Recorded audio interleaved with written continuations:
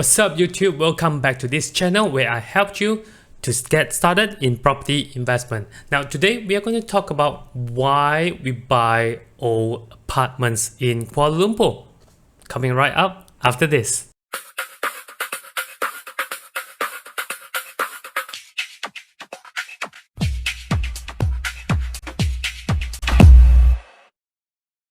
Now make sure you stay until the end because I will share with you the samples of properties in an area which is investable.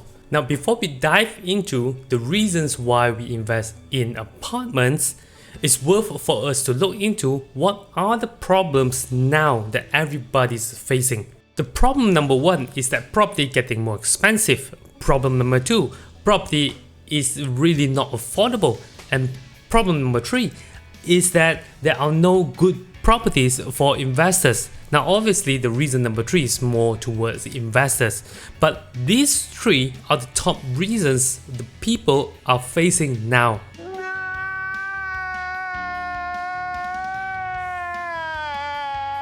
If you haven't subscribed to my YouTube channel, make sure you click on the subscribe button and make sure you click on the bell icon as well. So make sure that you will get notified every time when I upload a new video. Now come on, let's face the fact that a lot of people complaining that the property getting expensive, they cannot afford to buy property.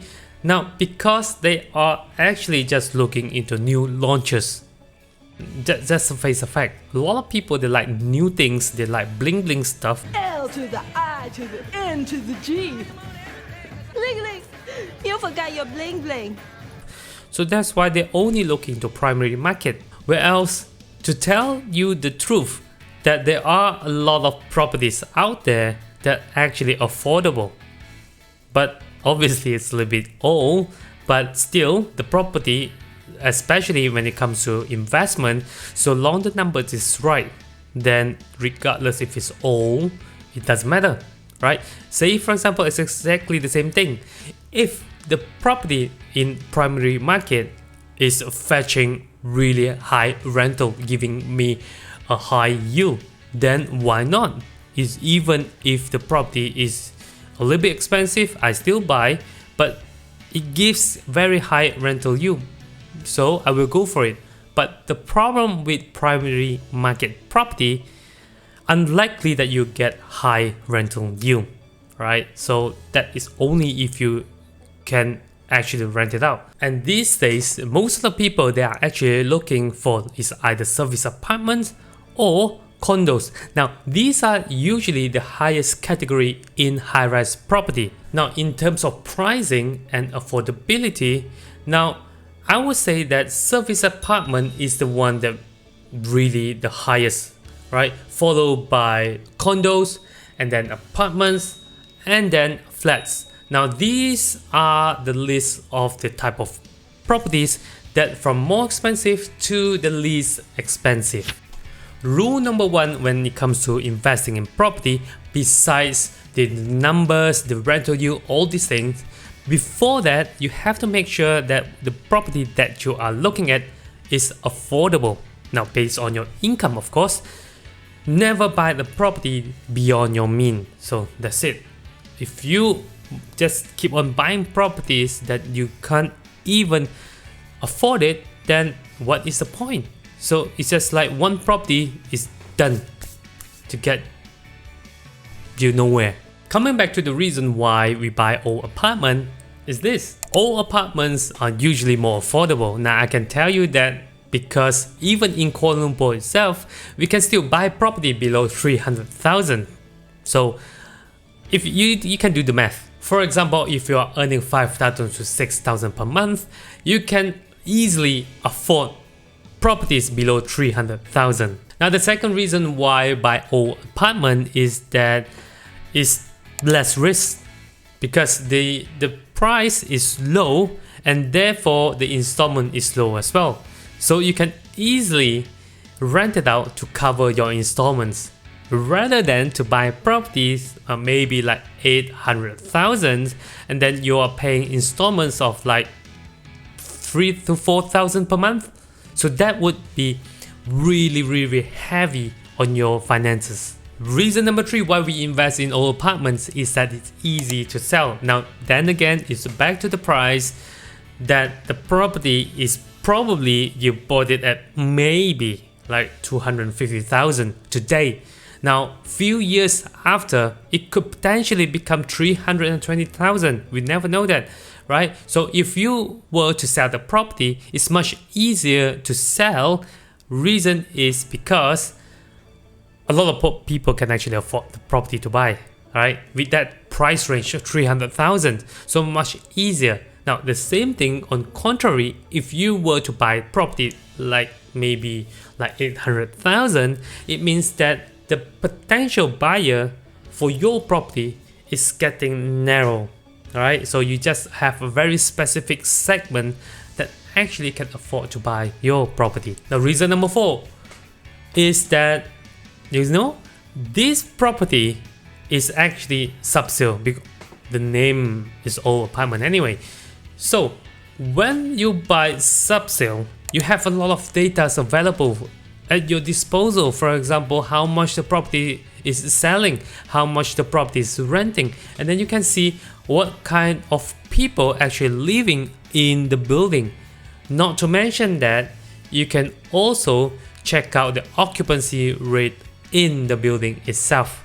So I would say that it's really safe to invest in subsale property, provided that you really do your groundwork. By the way, if you haven't watched my previous video on the top 20 questions to ask when it comes to investing property, then you can click here to watch the video. Reason number 5 why invest in old apartments is that we can potentially get positive cash flow. Now the logic is so simple because you can look up for the information on the internet and then look for the property with the highest rental yield. Reason number 6 why we invest in old apartment is because of its high rental yield. Now it's not something that you can actually get from the new development, for example like projects in primary market, but I have seen many subsale properties, especially those below 450,000, you can actually have higher rental yield. Now that's the truth.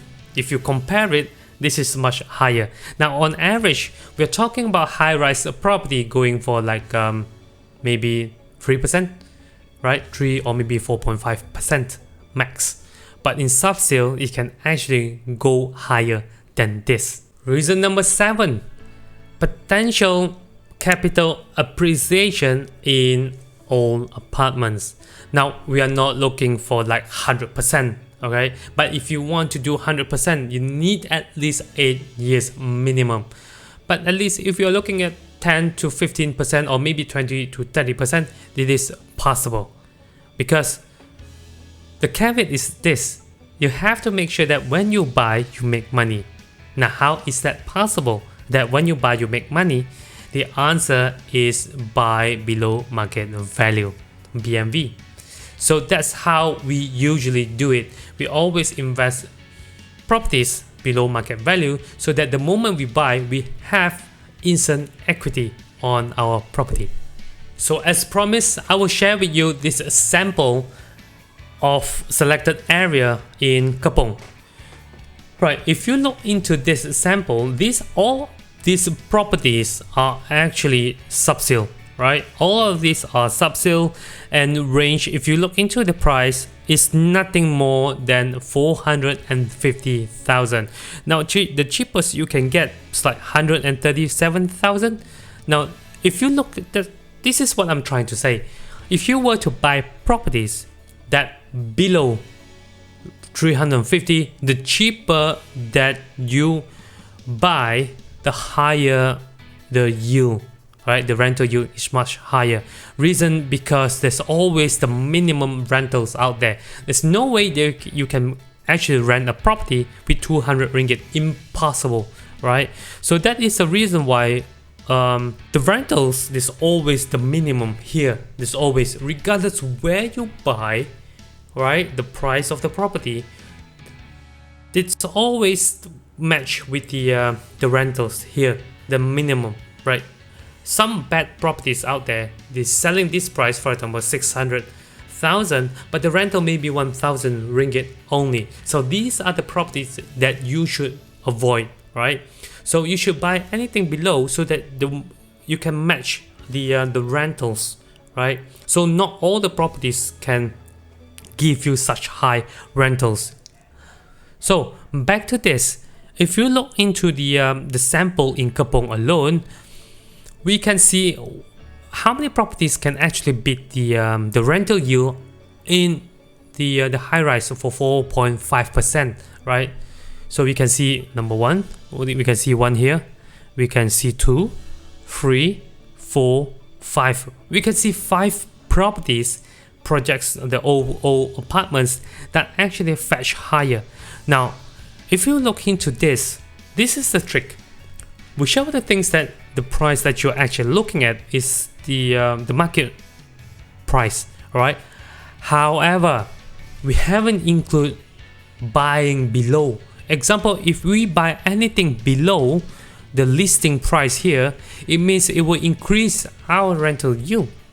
Okay, so that is the reason why I always emphasize to the investors or people who just want to getting started in property investment, always buy below market value, right? The moment when you buy below market value, you have equity, instant equity, you earn it. So that's the thing.